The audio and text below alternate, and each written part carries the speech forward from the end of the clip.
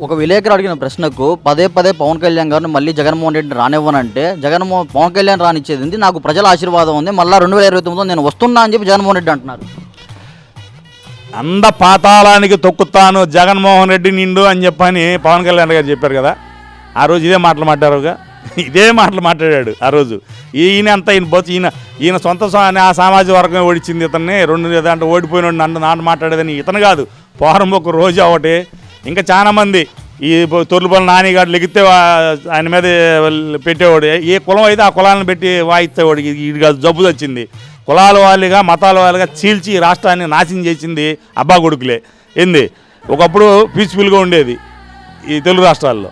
అయితే నువ్వు ఆ రోజు నువ్వు మాట్లాడిన మాటలకి నిన్ను అందపాతాలకు కూడా కదరా స్వామి, నువ్వు భూపాతాలు కనపడకుండా దొక్కేసారు. ప్రజల ఆశీర్వాదం ఉంది, మళ్ళీ ఆయన వస్తాడంట. ప్రజల ఆశీర్వాదం ఎవరికి ఉంది ఎవరికి లేదు?